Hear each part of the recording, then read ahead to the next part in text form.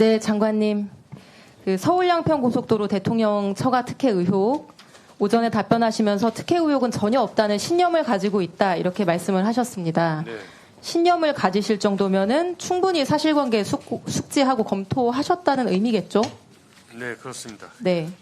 장관님 취임 전의 일이어서 제가 당시 도로국장님께 이걸 여쭤보려고 했었는데 자세히 보셨다고 하니 장관님께 질문을 먼저 드리겠습니다. 네.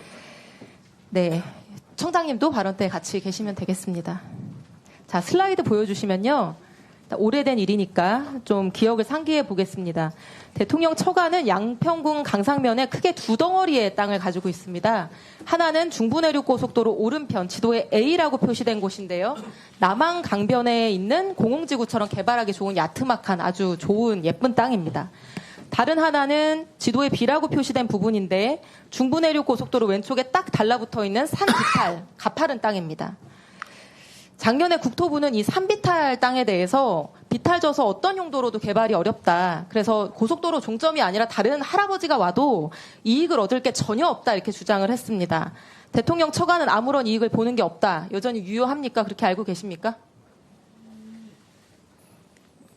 짧게 답변해 주시죠. 네, 그렇게 생각합니다. 네. 저도 당시에 국토부의 말을 듣고 이 산비탈 땅이 개발이 어렵겠다 이렇게 생각을 해서 예쁜 땅만 놓고 계속 질문을 했었습니다. 아파트나 호텔이 들어선다고 하면은 교통 호재로 인해서 가치 상승이 클 수 있으니까요. 근데 제가 당시에 놓친 게 있었습니다. 국토부가 얘기해 주지 않은 것. 바로 이 고속도로 종점이 한 번 변경된 것이 아니라 두 번 변경됐다는 점이었습니다.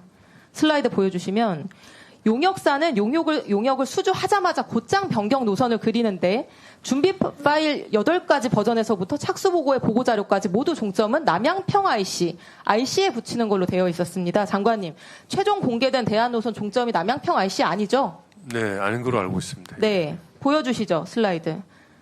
근데 착수보고 28일 후에 갑자기 종점이 한 번 더 바뀝니다. 남양평 IC보다 한 1.3km 위에 있는 새로운 지점입니다. 대안 1이라고 되어 있는 파란색 노선인데요. 이게 최종적으로 발표된 대안입니다. 이 대안의 종점 부분 확대해서 보겠습니다. 다음 슬라이드. 종점의 램프 부분이 정확하게 대통령 처가 소유의 산비탈 땅과 겹치게 되어 있습니다.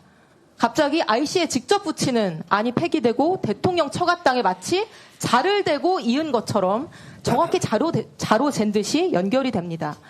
장관님, 이렇게 되면 대통령 처가는 토지 보상을 받게 되는 건가요? 뭐 노선 내용에 따라서는 그럴 가능성이 있을 것 같습니다. 이 사실 알고 계셨습니까? 오늘 처음 합니다. 예. 이런 것도 검토를 안 해보시고 신념까지 말씀하신 거예요? 그러면 이 산비탈 땅에 고속도로 할아버지 생겨도 대통령 처가는 전혀 이익 볼 게 없다 이렇게 얘기했던 국토부 답변은 거짓말인 거죠? 제가 이번에 알았습니다. 이게 제가 속은 거라는 거를. 청장님, 이거 거짓말이었죠? 서울지방국토관리청장입니다. 답변 드리겠습니다. 저기에 그 JCT에 붙는 땅은 짧게 얘기해 주시죠. 저 땅은 실질적으로 이제 일부 편입되는 부분에 대해서 보상이 될 수 있는데 그 당시에는 제가 알기로는 이게 누구 땅인지 이런 부분들은 전혀 알지 못했습니다. 그러니까 이 논란이 됐을 때 이 얘기는 한마디도 안 하셨습니다. 자, 청장님. 고속도로랑 겹치는 토지뿐만 아니라 붙어있는 나머지 땅도 같이 수용해달라고 할 수 있죠. 토지보상법에 따라서. 맞습니까? yes or no로 짧게. 붙어있는 모든 땅을 할 수는 없는 거고요. 일부 청장님, 좀 이따 길게 얘기하시고요. 이게 설마 대통령 장모랑 천안 되시는 분들 이런 토지 보상금까지 노리고 움직였을까 이렇게 의구심이 드실 수 있을 거라고 생각을 합니다. 제가 합리적 정황을 알려드리겠습니다. 다음 슬라이드. 이 사진은 작년 7월 특혜 의혹 당시에 처가 소유 산비탈 땅에서 키우고 있던 흑염소와 칠면조입니다. 당시 뉴스에도 나온 사진입니다. 윤석열 대통령의 장모와 처남이 축산업에 종사하시는 분도 아니고 흑염소 건강원 하시는 분들도 아닌데 왜 여기서 흑염소랑 칠면조 키우고 있었을까요, 장관님? 혹시 아시나요? 아는 바 없습니다. 힌트. 이분들이 전문적인 부동산 개발업자입니다. 이런 토지 보상 같은 거는 누룽지까지 박박 긁는 기술이 있는 분들이에요. 보상받을 토지에 가축을 키우고 있으면 추가 보상을 받게 되죠. 토지보상법 시행규칙에 따라서. 그렇지 않습니까? 제가 이게 합리적인 의심이라고 얘기하는 이유는요. 다른 사람이 아니라 김건희 여사 가족분들은 능히 이렇게 하실 수 있는 능력과 의지가 있는 분들이기 때문입니다. 전 국민이 다 알고 있듯이 양평 공공지구 개발 부담금 줄여보려고 지금 재판받고 계신 분들이고요. 중부내륙고속도로 보상을 받을 때 이것보다 더한 필지 분할을 하고 용도 변경을 해서 보상금을 최대로 받아내신 분들입니다. 제가 보기에는 흑염소랑 칠면조 키워서 종점 가장 유리한 지점으로 바꾸고 종점 변경 기대하게 된 때부터 이렇게 해서 보상금 맥시멈으로 챙기려고 했던 것 같은데 장관님 생각 어떠세요? 그 생각을 제가 알 수가 없으니까 그 질문에 대해서는 답변을 드릴 수가 없고요. 제가 아까 장관으로서 현황도 파악하고 현장도 가보고 또 여러 그 기록도 보고 해서 저는 특혜나 의혹이 없었다는 데 대해서 확신한다고 말씀드린 것은 저희 직원들로부터 보고 또 제가 그동안에 경험해온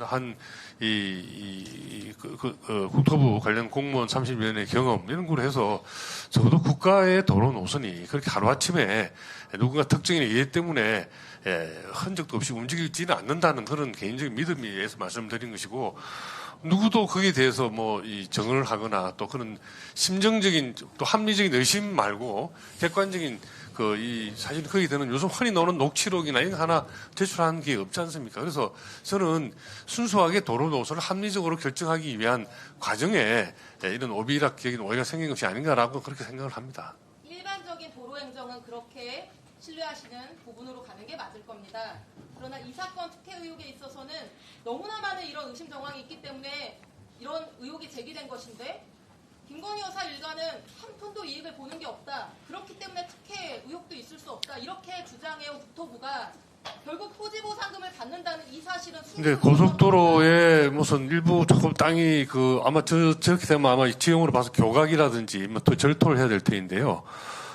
그 보상금 조금 받는 것이 그렇게 크게 무슨 이 도움이 될까 하는 건 사실은 저도 의원님 질의에 합리적인 의심을 가지고 다시 되물어보고 싶습니다. 그게 조사를 해보고 검토해보신다. 상당히 비탈도 있는 땅이던데요. 그 땅이 상당히 평지가 아니고 굉장히 경사가 있는 그 산지라고 제가 기억이 나는데 그런 땅에 일부 보상을 조금 받는데 얼마 받을지는 모르겠습니다만은 그게 그렇게 큰 돈일까 하는 그런 생각도 들고 그것 때문에 없는 쓰레기 땅에 토지 보상금 받고 엑시트하려고 했던 거 아닌가라고 하는 의심을 얘기하는 거고요. 장관님 오늘 처음 들으셨다고 하니까 이렇게 즉답하지 마시고 이런 의혹을 제기했으면 조사해보고 검토하시고 그 결과를 알려주시기 바랍니다. 이상입니다. 네, 조사는 모르겠지만 검토는 다시 해보고 현장 확인을 해보겠습니다. 예, 수고하셨습니다. 자, 그러면 지금부터 잠시만 주목해 주시기 바랍니다. 제가 구독자분들을 위해서 선물 하나를 준비했는데요. 제가 항상 여러분들께 드리는 말씀이 있습니다. 뉴스만 평소에 잘 챙겨보셔도 돈이 되고 돈을 벌 수 있다라고 말씀을 드렸는데요. 여러분들은 여기 보시는 삼성전자 뉴스를 보고 어떤 생각이 드세요? 아니면 정치인들의 뉴스, 날씨 뉴스를 보고는 어떤 생각이 드시나요? 그냥 뉴스만 보고 끝내는지 아니면 이 뉴스를 어떻게 이용할 수 있는지 이 부분을 고민하고 계시는지를 되물어보고 싶습니다. 그 이유가 뭐냐 하면 제가 지난번에 여러분들께 뭐라고 말씀을 드렸었죠? 지금은 반도체 섹터를 눈여겨보셔야 한다고 말씀드렸습니다. 그리고 나서 이런 썸네일들 뉴스를 통해서 많이 보셨을 겁니다. 반도체 내용이 이슈가 됐을 때 부자들은 어떻게 생각한다? 반도체 관련주들은 뭐가 있는지, 어떤 종목이 가장 좋은지, 어디에 투자해야 돈이 몰리는지 자연스럽게 생각한다고 제가 말씀을 드렸죠. 그 이유가 뭐냐 하면 부자들이 봤을 때는 이슈가 곧 돈으로 이어지고 그 이슈가 나에게 돈을 벌어준다는 경험적 확신이 있기 때문에 부자들은 항상 이런 사회적 이슈를 관심있게 챙겨본다고 제가 말씀을 드렸습니다. 이번에도 마찬가지인데요.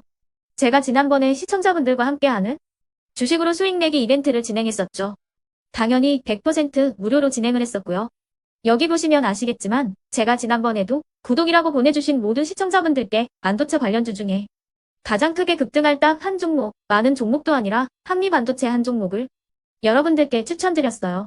그러면서 여기 나와 있는 대로 정확히 얼마에 매수해야 하는지 그리고 수익률이 어느 정도 나왔을 때 팔아야 하는지를 이런 부분들까지 여러분들에게 정확히 알려드렸었는데 지금 실제로 어떻게 되었다? 오른쪽을 보시면 아시겠지만 제가 지난번 문자 발송으로 이 한미 반도체를 소개해드리고 나서 실제로 이렇게 5배 이상 어마무시한 상승이 나왔습니다.